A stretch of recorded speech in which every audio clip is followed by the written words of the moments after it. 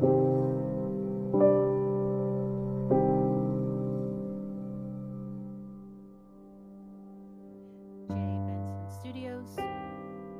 presents Prologue 2, titled Michael. My head was in a fog. The drugs and the alcohol left my mind altered and in a cloudy state. She's standing here, her gaze piercing into my soul, causing my eyes to grow heavy with desire. The light brown hair that she usually keeps well kept is sticky with sex and sweat as it clings to her neck. Right now, my cock twitched as I imagined myself inside of her. I just want to wrap my arms around this woman, carry her to the bed, and screw her brains out. She is so insecure. It is hard to look into those sexy dark brown eyes and see the jealousy towards her own daughter flowing off of her like rain. Stop. I whisper at first, hoping that the sound of my voice might soothe her. I towered over her slender 5'7" frame. This woman will haunt me until the ends of time. I still remember the way she looked at me when we first met. I was surfing at the beach and she walked onto the sand wearing this 2-piece suit that barely hid a thing.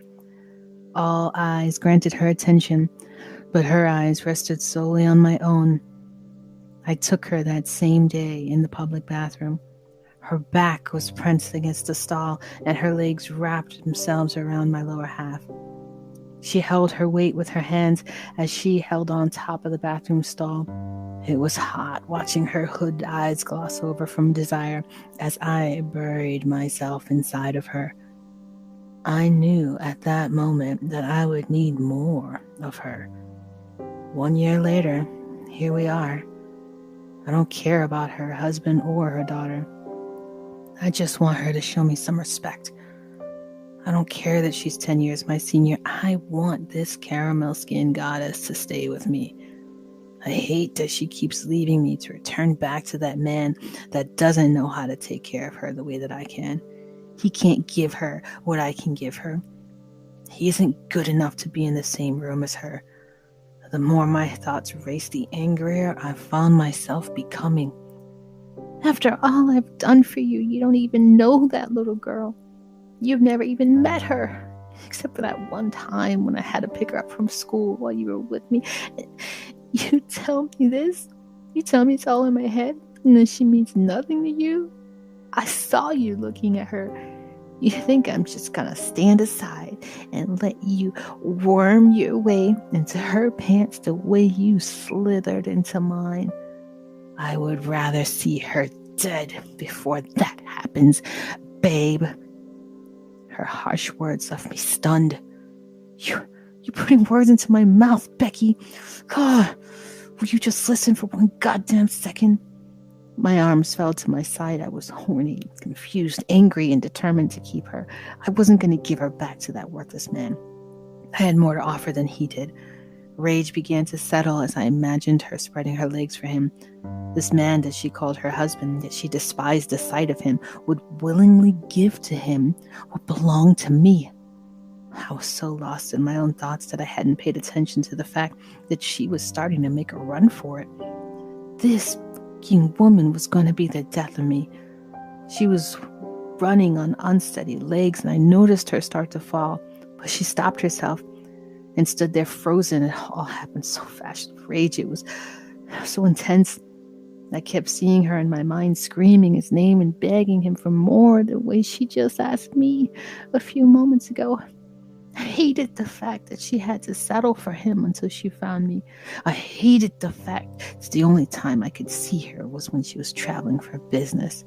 Seeing her standing there with tear-stained cheeks and venom in her eyes, I knew that if she walked out that door, I would never see her again.